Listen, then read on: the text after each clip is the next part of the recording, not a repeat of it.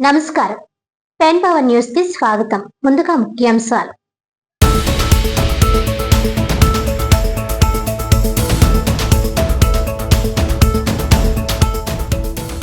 వర్షాకాలం దృష్ట్యా ప్రజలు ఆరోగ్య విషయంలో అప్రమత్తంగా ఉండాలి. ఆరోగ్య సమస్యలు తలెత్తితే వెంటనే అధికారులకు సమాచారం అందించాలన్న Kakinada municipal corporation commissioner NVV Satyanarayana.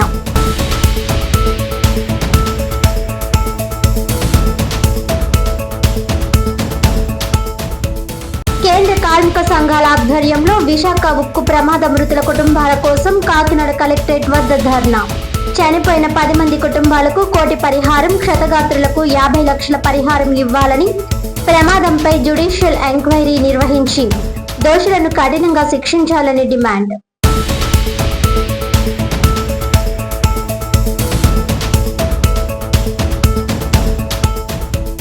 Andhra కాపు సద్భావన సంఘం ఆధ్వర్యంలో విశ్వనట చక్రవర్తి ఎస్పీ రంగారావు 108వ జయంతి. కాకినాడ 5 బిల్డింగ్ సెంటర్ లో గల ఎస్పీ రంగారావు విగ్రహానికి పూలమాలలు వేసి ఘనంగా నివాళులర్పించిన నాయకులు.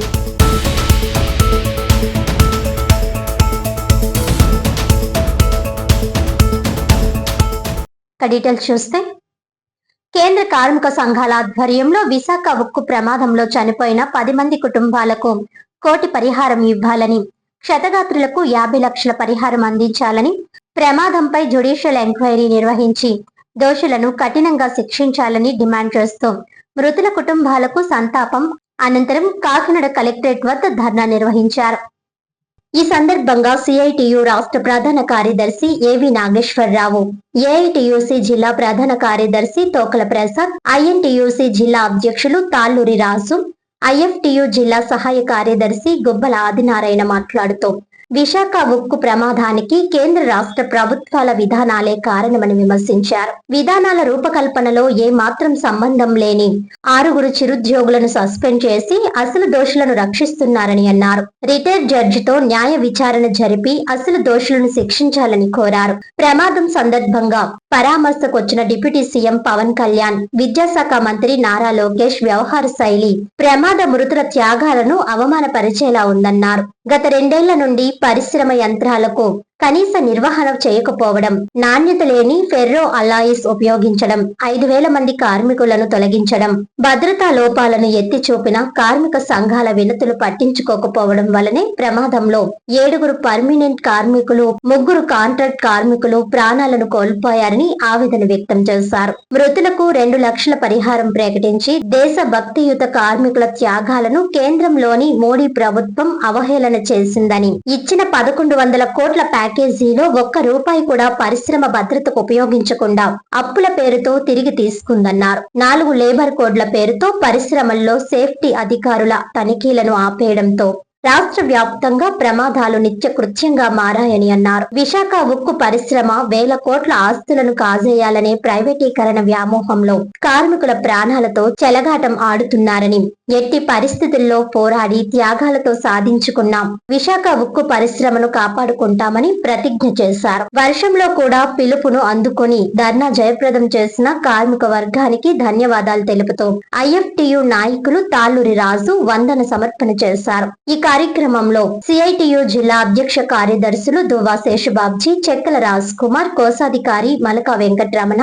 సహాయ కార్యదర్శి చంద్రమల్ల పద్మ, జిల్లా వర్కింగ్ కమిటీ సభ్యులు Palivela Veerababu, Medisetti Venkataramana, T Raja, Nagabhaktula Suryanarayana, Rajendra Prasad, medical reps union రాష్ట్ర ప్రధాన కార్యదర్శి చివుకుల వెంకట్రావు, నగర అధ్యక్షులు స్వామి, జీజీహెచ్ శానిటేషన్ సంఘం నాయకులు Vijay Kumar, mess workers union నాయకులు ఏడుకొండలు, సెక్యూరిటీ గార్డ్స్ యూనియన్ సేరు దుర్గా, అంగన్వాడీ వర్కర్స్ యూనియన్ నగర నాయకులు జ్యోతి, ఆశా వర్కర్స్ యూనియన్ నాయకులు భారతీ ప్రియ, నాగలక్ష్మి, వేణి, పోర్ట్ వర్కర్స్ యూనియన్ నాయకులు పెండెం సూర్యారావు, భవన నిర్మాణ కార్మిక సంఘం నాయకులు హరనాథ్, ఏఐటియుసి నాయకులు బొబ్బిలి శ్రీనివాసరావు, మన్నాడ రాజేష్, కేవి రామయ్య, రాజు, జాన్ బాబు, ముద్దాడ కృష్ణ, నిమ్మకాయల ఈశ్వర్రావు, బంగారు హరికృష్ణ, సింగంపల్లి రమణ, ఐఎన్టియుసి నాయకులు D Appala Kumar, D Ashok Kumar, Balu, Shiva, వివివి Ramana, IFTU రాష్ట్ర కోశాధికారి రాగుల రాఘవులు, మేడపాటి గోపాలకృష్ణ బాలకృష్ణ, గ్రామ పంచాయతీ వర్కర్స్ యూనియన్ నాయకులు ప్రత్తి వెంకట్రావు, పెండ్యాల రాము, పోర్ట్ కన్స్ట్రక్షన్ వర్కర్స్ యూనియన్ నాయకులు తదితరులు పాల్గొన్నారు. నాగేశ్వరరావు, సిఐటియు రాష్ట్ర ప్రధాన కార్యదర్శి. విశాఖ స్టీల్ ప్లాంట్ దుర్ఘటనలో చనిపోయిన 10 మంది కార్మికుల కుటుంబాలకి కేంద్ర కార్మిక సంఘాల తరఫున ప్రగాఢ సంతాపాన్ని, సానుభూతిని తెలియజేస్తాం.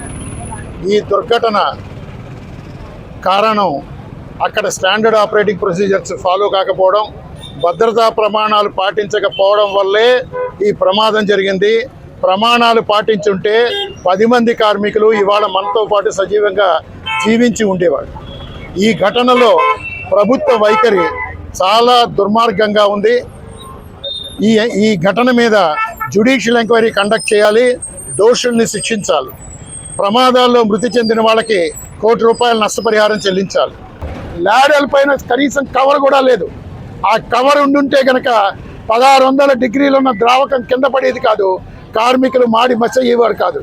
కానీ దీనికి కారణం యాజమాన్యం యొక్క అవినీతి. వాళ్ళందరి మీద కూడా శిక్ష చేయాలని చెప్పి కేంద్ర కార్మిక సంఘాలుగా మేము డిమాండ్ చేస్తూ ఉన్నాం. రూపాయలు తక్షణమే వాళ్ళకి నష్టపరిహారం చెల్లించాలి. క్షతగాత్రులకు 50 లక్షల రూపాయలు చెల్లించాలి. వారి కుటుంబకులకి పర్మనెంట్ ఉద్యోగ అవకాశాలు కల్పించాలని చెప్పేసి మేము డిమాండ్ చేస్తూ ఉన్నాం.